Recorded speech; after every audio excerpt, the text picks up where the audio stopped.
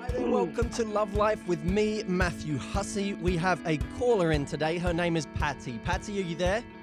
I am. Hello. Hi. It's good to have you on the show. Are you excited to be on the show? I am ecstatic to be on your show. I'm a huge fan of your YouTube videos. That's so great. That's so great. Well, tell us, what's your question today? Well, I wanted to ask you a question about the video where you talk about the 3 types of women. I am the ultra-independent type and wanted to know, how do I get to the I can do it myself, but would like someone else to do it for me? Can you help me? Yes, I can. Just for everyone out there who's wondering what Patty's talking about right now, in the video I talk about 3 types of women. The first type of woman being the princess who's prissy and needs everything done for her. And I said she sucks because no one wants to be around someone who always needs everything done for them. The next woman, the woman who's one rung above her, is the woman who's ultra independent, who says, I don't need a guy for anything. I don't need anyone to do anything for me. And she sucks too, because no one wants to be around the woman who doesn't need him. And then there's the top type of woman, the woman who really gets it. And she's the woman who understands that, yes, of course I can do everything. Of course I can make it happen on my own. I'm an independent, strong woman. Of course I can. But it's a lot of fun when I get someone else to do it for me. That's the woman who really gets it. And there's something I said in that video, Patty, which I want you to recognize. Because you describe yourself as an independent woman, right? Yes. Which means your strength on a level of 0 to 10 as a strong woman, where do you put yourself? I would put myself at a 10. Okay. Could you put yourself at a 10 whilst not allowing guys to serve you in any way? Yeah. Do you think? I'm going to ask you again. Okay. Could you, Patty, put yourself at a 10 even when you don't allow anyone else to serve you? Think about it. You can give me the wrong answer again if you want, by the way. It's fine. Okay.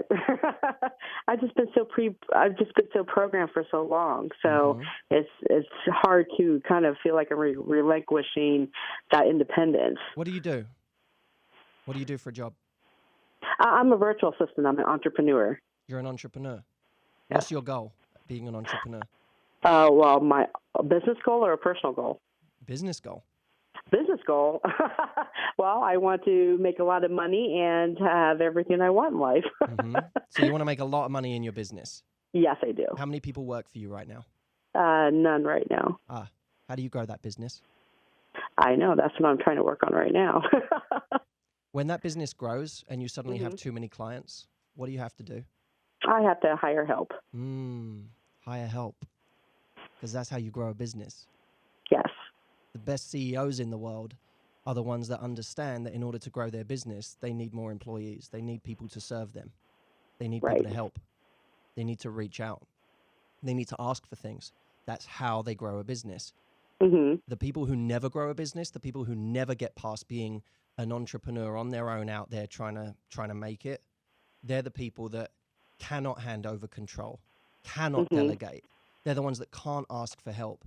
And as a result, they always stay where they are, which is fine. They're okay. They may make a mediocre living, but they never grow that business that's going to give them everything they want, which is what you just described, Patty. You want to make a lot of money and get everything you want. Now, think about that in the context of your relationship. When you're out, how approachable are you? I've been told I've not been approachable because I have been sending out those vibes that I don't need anybody. Right. So what if, and by the way, when you're out, do you want to have fun? Yes. Do you want to have fun interactions with people that have energy and life and excitement and flirtatiousness and all of that stuff? Yes. Right. So you do need other people, right? You know this. You need other people. This is essential. I'm a strong person, but I need other people in my life. I need my family. I need my friends. I need lovers. I need girlfriends. I need all of that stuff because that's what makes me happy is other people in my life. So I'm humble enough to admit that I need other people. And I don't believe, Patty, that you're so arrogant that you couldn't admit that either. Right. Do you need other people? I certainly do. So let's start acting like it. Deal? Okay. So when you're out, firstly, you're going to need to make yourself approachable. Let's discuss just a couple of ways of doing that real quick. One, eye contact. Now, that means actually looking guys in the eye when you're out. And women too, by the way. Don't just say, well, this is just about guys. This is about everybody right now. If you're unapproachable to guys, you're probably unapproachable to women too. So Start looking at people. Start making eye contact with people. Now, that eye contact has to be aligned with a facial expression, right? A facial expression which is you smiling, or at least you having that glint in your eye. Whenever you see someone that has charisma, you'll notice there is a certain energy in their face. You'll never see someone with charisma isn't always big and loud and obnoxious. Sometimes they're quiet, but there is a look in their eye. There is a glint. There's an energy just to their facial expression that means we look at them and think they have charisma. You've got to start carrying that in your own facial expression. One of the best ways to do that is when you're out, start thinking about things that you enjoy in life. Start thinking about things that excite you, or even just think about a joke or a story someone told you that day that made you laugh. In fact, if you're with friends, tell that story, tell that joke, because you're going to be in that fun, giggly state when you look across the room and see someone else. The second part is touch. You got to start actually touching people. How often do you do that when you meet someone? Not very much. Right. So we got to get a little more tactile with people. When you meet someone, in the first 30 seconds, I want you to make it your mission to touch them. Okay. Where are you going to touch them, Patty? Shake their hand.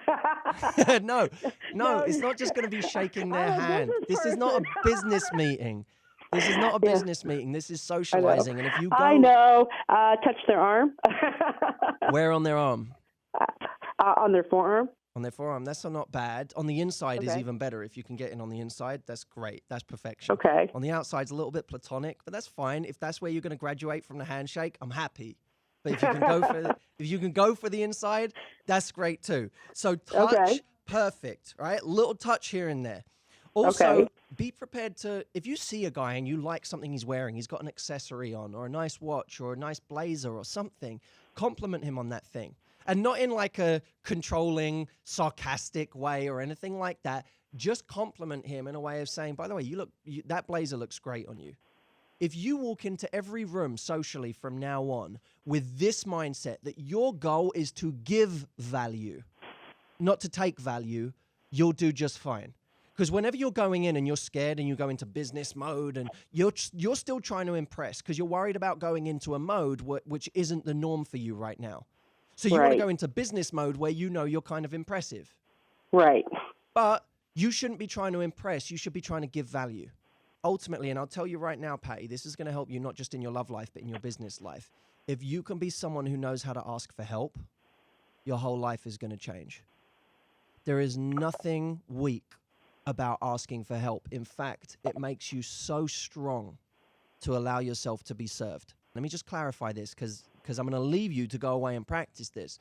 But let me clarify. Needing someone doesn't mean you'd be hopeless without them.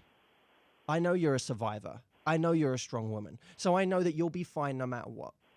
That's not the point. The goal of life is not to be fine. The goal of life is to make it incredible. So go out there and ask for help and know that the worst that can happen is that you get refused or rejected and you move on to someone else who meets your standard in life. Patty, thank you so much for not only calling and being so honest, but also bringing these really important issues to light. I know if you're listening right now, there will be so many of you out there who will be feeling the same things that Patty is feeling. So I want you to remember, make eye contact, smile at people, touch people. Don't be afraid to give compliments. And of course, what all of this amounts to is giving value and allowing yourself to be the vulnerable one in the relationship, knowing that you'll always be strong enough to get through it no matter what happens. Thank you, Patty, for bringing that to light. Thank you all for listening. And if you want a question answered, call in 844-204-6288. That spells Matt, by the way, at the end. That's 844-204-MATT. I can't wait to speak to you personally. I'll see you soon, guys.